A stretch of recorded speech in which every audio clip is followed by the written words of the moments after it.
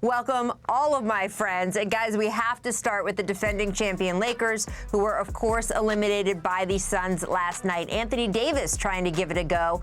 He did not make it past the first quarter due to that pain in his groin injury.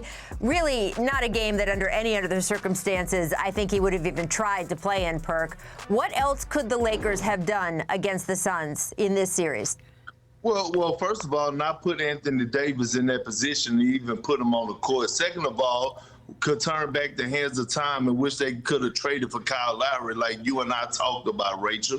Third of all, made regret letting go of Rajon Rondo, Dwight Howard, and Danny Green, because here's the fact. The role players were just horrible, okay? Dennis Schroeder did not show up at all. Andre Drummond, they couldn't even play him in the last game. And then when you think about Kyle Kuzma, okay? Kyle Kuzma was just horrible. It was a disgrace watching him last night. It was so bad that I had to make my kids go in the other room and watch something else because I didn't want them picking up that.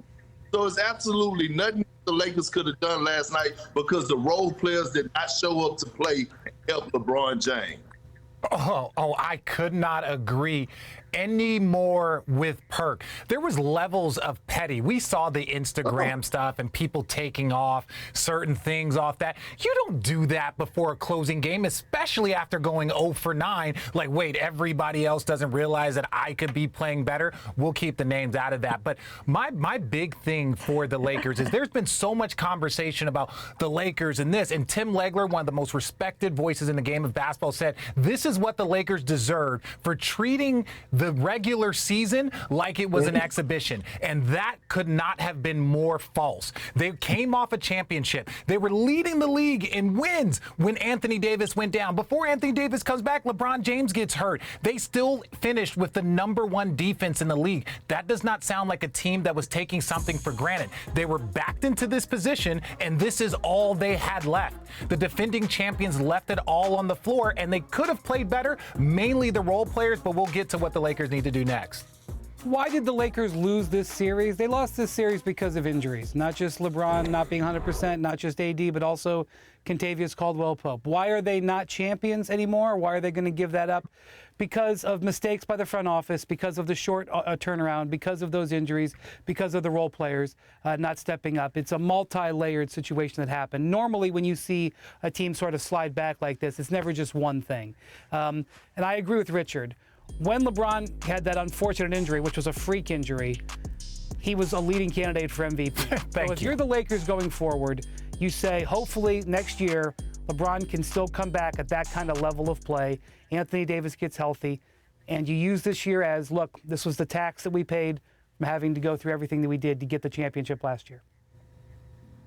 I do think there's an approach question, though. Are you trying to build for right now, for this very next season, or build for maybe even the next 3 or 4 years? Not the long-term future, but even the short-term future. And, Brian, you and I have talked about this when LeBron was in his final year in Cleveland. I kept saying over and over again, if you have LeBron James on your team, arguably one of the top 3 players of all time, you do whatever you need to do to win now, and you worry about the future later. And that is, of course, looping back to the Kyle Lowry discussion, Kendrick, that you and I have been having for the past couple weeks, which is, hey, at the trade deadline, they had an opportunity to bring Kyle Lowry in. They would have had to give up Dennis Schroeder. They likely would have had to give up Talen Horton-Tucker, which was a sticking point for them, the idea of giving up that piece of their future.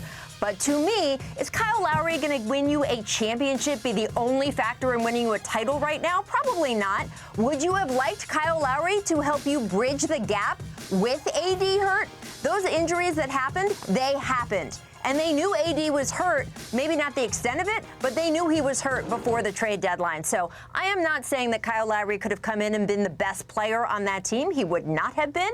But if you're telling me I could have swapped Kyle Lowry for Dennis Schroeder, and that may have helped me bridge that gap in this series where Anthony Davis, those injuries flared up again, I would be interested in seeing how that played out. So to me, it's less about, oh, they did this wrong, but more of a reset this offseason of, hey, we are trying to win now with LeBron James because he is getting older, and therefore every decision has to be about that. Thanks for watching ESPN on YouTube. For live streaming sports and premium content, subscribe to ESPN+.